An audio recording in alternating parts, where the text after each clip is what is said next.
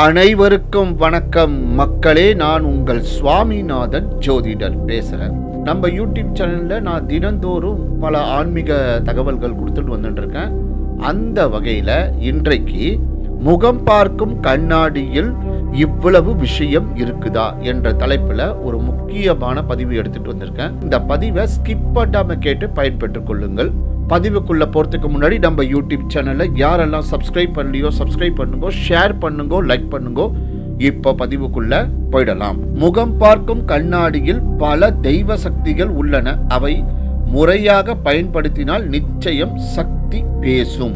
பாலாயத்தில் தெய்வ சக்தியை மற்றொரு இடத்திற்கு மாற்றுவதற்கு பயன்படுத்தப்படும் பொருட்களில் முகம் பார்க்கும் கண்ணாடியும் ஒன்று. வீட்டு கிரக பிரவேசத்தில் கண்ணாடியும் மங்கள பொருட்களாக பயன்படுத்தப்படுகின்றது.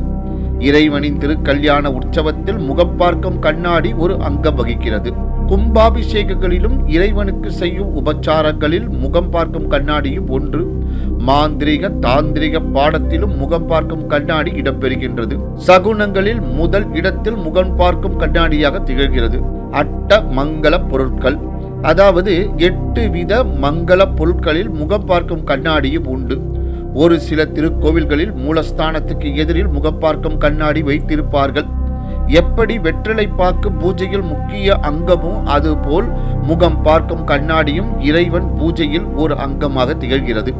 சிவன் கோவிலில் பள்ளி அறை பூஜையில் சுவாமிக்கு பின்னால் அல்லது முன்னால் முகம் பார்க்கும் கண்ணாடி உண்டு. ஒரு சில சுவாமி பல்லாக்கிலும் முகம் பார்க்கும் கண்ணாடி வைத்திருப்பார்கள். முகம் பார்க்கும் கண்ணாடியின் மறு வடிவம் சுவாமி படங்கள் கண்ணாடி பிரேமில் வாங்கி பூஜை செய்தால் பலன் உடனே கிடைக்கும்.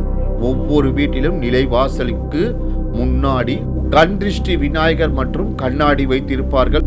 கண்ணாடி என்றாலே ஒரு தனி சிறப்புண்டு. நாம் அன்றாட பயன்படுத்தப்படும் முகம் பார்க்கும் கண்ணாடியில் இவ்வளவு விஷயங்கள் உள்ளன.